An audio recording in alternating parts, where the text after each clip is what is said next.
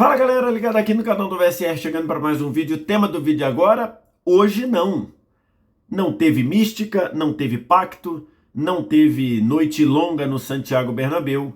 O Arsenal despachou o Real Madrid com autoridade, de forma soberana, nas quartas de final da Champions. Vamos falar sobre isso. Antes de deixar o like, se inscrever no canal, você faz isso aqui embaixo também no primeiro comentário fixado do vídeo. Tem o link para você baixar o Flash Score, que é o aplicativo que eu uso para acompanhar tudo do futebol, acompanhamento de resultados em tempo real, classificação, estatísticas dos clubes, dos jogadores, calendário, tudo isso de graça no seu celular. Você não paga nada nem para baixar, nem para usar. Só vir no primeiro comentário fixado, esse link vai te levar para a sua loja de aplicativo, você faz o download e começa a usar. Vou usar muita coisa do Flash Score no vídeo de hoje, tá? Estou gravando esse vídeo aqui na noite de quarta-feira, depois de uma rodada fantástica, do término de uma rodada fantástica de Champions, tanto os jogos de terça, que eu falei no vídeo anterior, né, principalmente da classificação do PSG, acabei nem falando da classificação do Barcelona, mas o Borussia fez uma partida muito honrada e ganhou do Barcelona. E nos jogos de quarta também, cara, duas classificações fantásticas, dois jogos fantásticos. O Arsenal ganhou e eliminou o Real Madrid num agregado de 5-1 e a Inter de Milão passou pelo Bayern de Munique. A Inter de Milão está de novo na semifinal da Champions, num 2-2 fantástico no San Siro. Um 2-2 que possibilitou uma foto épica como essa, do Lautaro Martinez, que fez o primeiro gol da Inter no jogo, e aí subiu na placa lá perto do torcedor, e aí tinha o torcedor com esse banner, com essa bandeira do Lautaro, e rendeu essa foto maravilhosa. Eu fiquei encantado com essa foto, e o jogo foi um jogo impressionante, no nível de dois campeões de Champions como Inter e Bayern, que recentemente, nem tão recente assim, né, 15 anos atrás fizeram. Caraca, olha como passa rápido, né? A Champions de 2010, que eu me lembro de comentar o jogo, já tem 15 anos. Fizeram uma final de Champions e o jogo foi fantástico. Um 2-2 espetacular, com o Bayern até o final tendo chance. O Thomas Müller deu uma cabeçada já na última bola do jogo, que o Sommer teve que se esticar para defender. Antes teve uma outra finalização, se eu não me engano, do Olise, que o Sommer pegou embaixo. Então assim, o Bayern brigou e batalhou por essa vaga até o final. Acabou que a Inter, que é um time muito sólido, um time muito forte defensivamente, sofreu demais no jogo de ontem, no jogo de quarta, né? Eu estou gravando isso na noite de quarta. A Inter sofreu muito mais do que a média do que ela sofre. O Bayern foi para cima, foi protagonista do jogo no primeiro tempo, fez o primeiro gol no começo do segundo, e aí o gol do Lautaro é um gol muito importante, né? É um gol num momento muito chave, depois do escanteio, que sobe, tem um bate-rebate e o Lautaro solta a bomba depois da bola bater no Kimmich, se eu não me engano.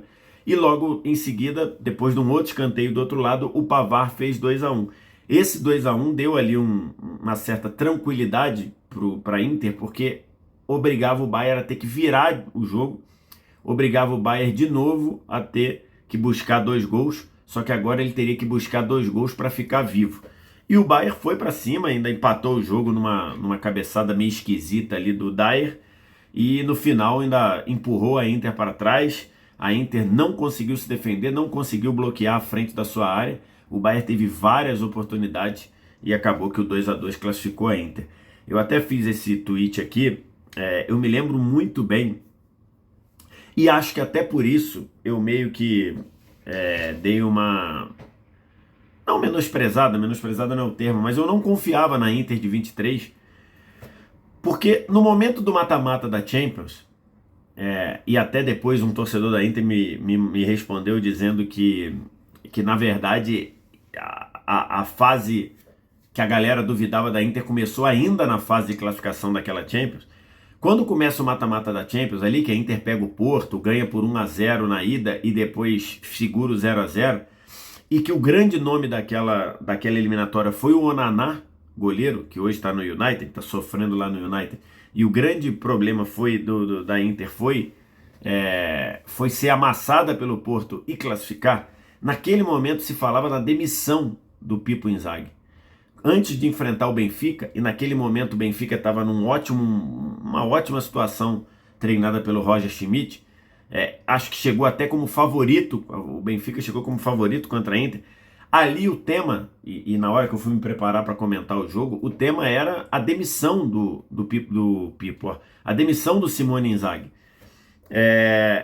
E não só ele não foi demitido, como passou pelo Benfica, depois eliminou o Milan com facilidade, foi só perder a final da Champions para a Inter de Milão. Nesse meio tempo ganhou o Campeonato Italiano, ganhou a Copa da Itália, está na briga agora para ser campeão italiano de novo, liderando o campeonato com 3 pontos de vantagem sobre o Napoli, e botou o time de volta na semifinal com um time muito coeso, um time mortal em transições, e que tem o Lautaro como o jogador talvez no seu auge, talvez no seu melhor momento, e isso é reconhecido pelo torcedor.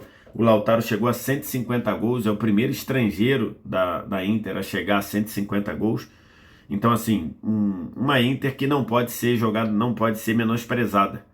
Eu tenho até dito que, desde o início da Champions, eu tenho dito que a Inter era o meu palpite para ser campeã. E toda hora que eu falo isso, muita gente me ridiculariza, talvez eu mereça ser ridicularizado mesmo, mas a Inter está aí, viva na semifinal, está entre os 4. Vamos ver o que a Inter faz. No jogo da volta contra o Bayern, sofreu muito defensivamente, não é o padrão desse time, mas acho que ele tem ferramentas, ele tem elementos para dificultar muito a vida do Barça, perdão. A semifinal é Barcelona e Inter, primeiro jogo na Catalunha, segundo jogo em Milão. Primeiro jogo é dia 30 de abril, o outro jogo é na semana seguinte, na primeira semana de maio. Eu acho que a Inter tem muita condição de dificultar para o Barcelona, especialmente se o Barcelona fizer o jogo abaixo em termos de intensidade de disposição que fez contra o Dortmund. Claro, uma goleada de 4-0, talvez a galera até sem perceber entrou um pouquinho para baixo, mas acho que a Inter tem condição de dificultar demais a vida de um Barcelona que sobrou, por exemplo, no primeiro jogo contra o Dortmund.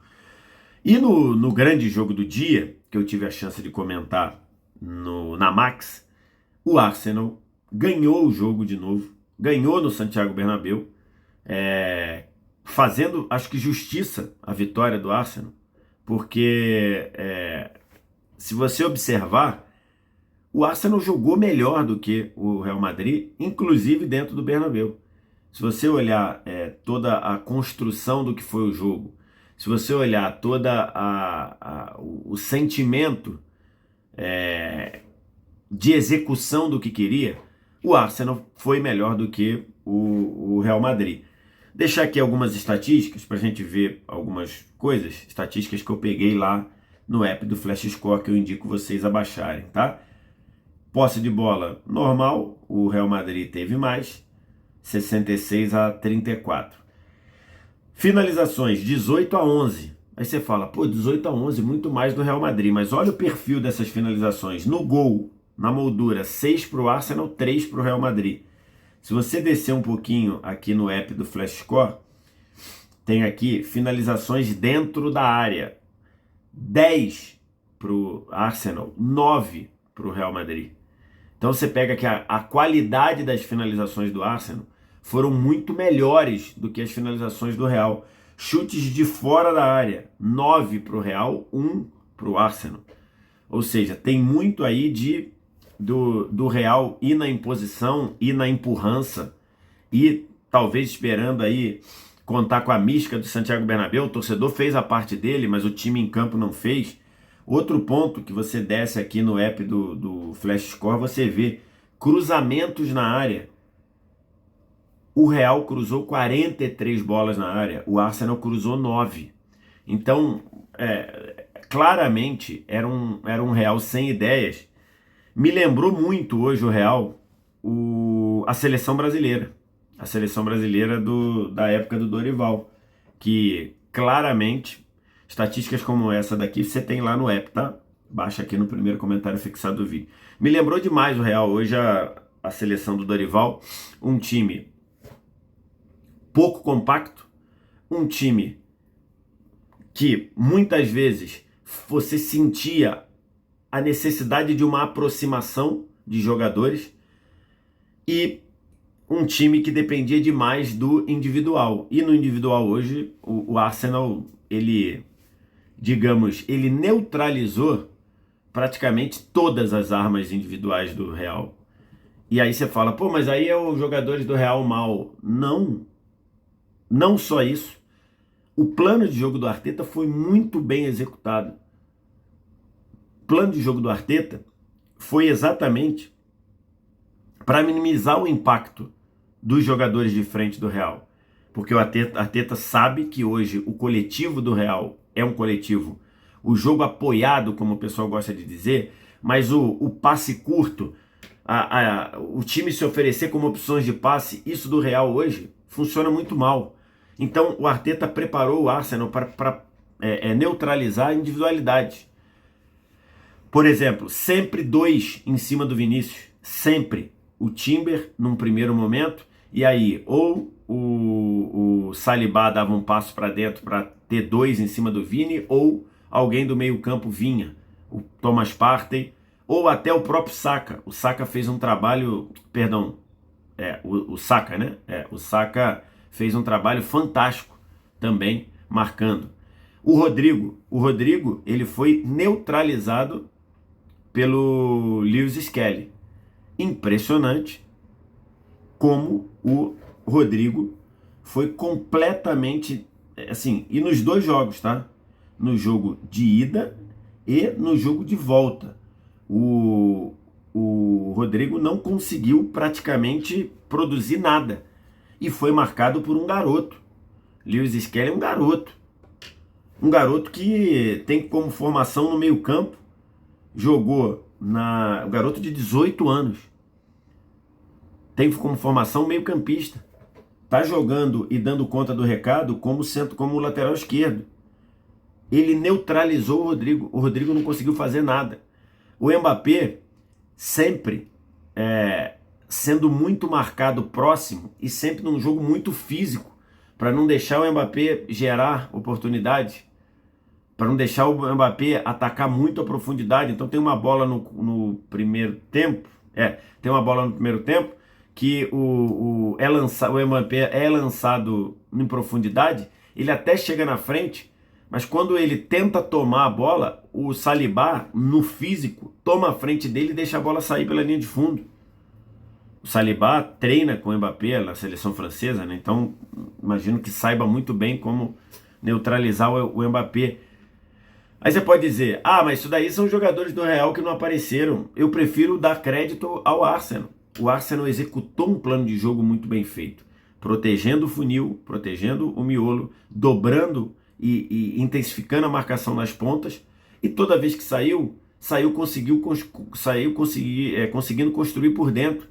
Grande partida do Rice, eleito pela UEFA o melhor em campo. Eu nem daria o prêmio pro Rice, daria o prêmio pro Martinelli. Martinelli fez um grande jogo, mas um Arsenal pronto, com calma, para sair desde de trás, sair buscando o toque, buscando um jogador mais próximo.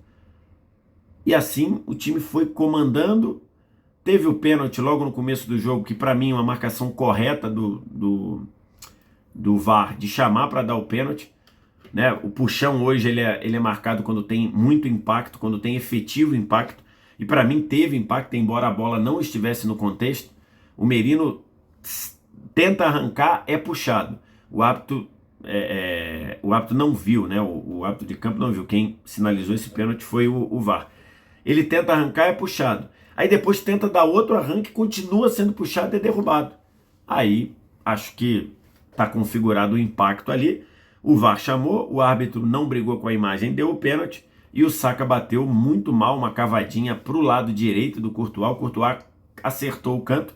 A bola ia passando por ele, mas como foi uma cavadinha tão frágil no sentido de ser lenta, o Courtois ainda deu para voltar e e pegar o pênalti. E logo depois tem o pênalti, dá uma agitada, dá uma crescida no Santiago Bernabéu. Logo depois tem o pênalti a favor do Real, que de novo o VAR foi muito bem para pedir para tirar. Acho que o VAR demorou demais. Isso é um ponto. O VAR não dá para um pênalti nesse segmento. Um pênalti de interpretação, ou seja, que o VAR só chama nesse pênalti se ele tiver convicção de que é um erro claro, o VAR demorar 5 minutos para chamar o árbitro. Pode ser que tenha demorado um pouquinho mais, porque partindo do princípio que o VAR decidiu que iria chamar o árbitro para desmarcar o pênalti, ele tinha que configurar também se tinha impedimento. Mas o impedimento ali não é para demorar muito, né? A gente até imaginou que ele talvez pudesse ver se o Rodrigo interferiu ou não no lance. Na hora, a geração oficial da UEFA, quando informa pra gente na transmissão o que foi marcado para anular o pênalti, deu como sendo impedimento, né? E aí eu falei, cara, será que é aquilo? Até achei que tinha para discutir, dizer que o Rodrigo interferiu diretamente na ação da jogada. Aí depois eu fiquei meio inconformado, fui lá na ilha de edição rapidamente, durante o jogo ainda, olhar como o jogo reiniciou, porque estava dando replay do pênalti, do lance do pênalti. Quando voltou, já voltou com a bola na mão ou sob domínio do Raya, porque o replay voltou muito em cima, então eu não sabia, não tinha certeza que tinha sido dada a bola ao alto, a bola ao chão, perdão. Quando fui lá na ilha de edição, vi que foi bola ao chão, falei, opa, não é impedimento, é pênalti. Então o VAR no final decidiu que era para intervir, porque ele entendeu que não foi pênalti, que é a minha interpretação também. O Rice e o Mbappé estão se embolando, o braço do Rice está por baixo do sovaco do Mbappé, mas na hora que o Mbappé tenta arrancar, o Rice não segura. O Rice deixa. E aí o Mbappé se joga. Então, para mim, o VAR perfeito em chamar para dar o pênalti do Asensio no Merino. E depois o VAR perfeito para tirar o pênalti do Rice no Mbappé. Tirou também, lógico, o cartão amarelo, porque o Rice recebeu o cartão amarelo no lance que o suspenderia do jogo de ida. Como o pênalti foi desmarcado, e esse pênalti era um pênalti, esse cartão amarelo era um cartão amarelo pela ação de derrubar o Mbappé no pênalti, o pênalti foi desmarcado. Então, e aí essa demora deu ainda mais tranquilidade ao Arsenal. Como eu falei, uma partida madura demais do Arsenal. Foi até curioso, porque na hora que eu falei, André, para mim, tá o André Reine narrando, para mim uma partida muito madura do Arsenal, resistindo ao Bernabéu. Na hora que eu falo isso, o Saliba dá um passe no pé do Vinícius, o Vinícius faz a carga na bola, chuta sem goleiro e empata o jogo na ocasião, porque o Saka tinha aberto o marcador numa ótima triangulação do Real, do Arsenal, numa ótima jogada coletiva, começa com o Saka pela direita, passa pelo Odegaard por dentro, aí tem o passe apoiado do Rice, tem o Merino saindo da área, recebendo da esquerda e dando a bola para o Saka entrando em diagonal, ele passa da marcação, o Courtois sai, diminui em cima dele, aí sim uma cavadinha que funciona, deu uma cavadinha e fez 1-0. O Vinícius empatou, eu até falei na transmissão, vamos ver se é a empolgação que o Real queria, e não foi. O Real em nenhum momento fez carga ofensiva, em nenhum momento ele obrigou o Raya a fazer grandes defesas, nenhum momento. O gol do Real foi dado de presente pelo Arsenal, e no fim, para fazer justiça ao que foi a partida, o Martinelli fez o 2-1, numa bola, outro passe, 2 assistências do Merino, né? É centroavante, quer dizer, tá sendo centroavante, é volante, mas tá sendo centroavante, faz seus gols de vez em quando. Hoje foi garçom, deu 2 assistências e o Arsenal avançou. Muita gente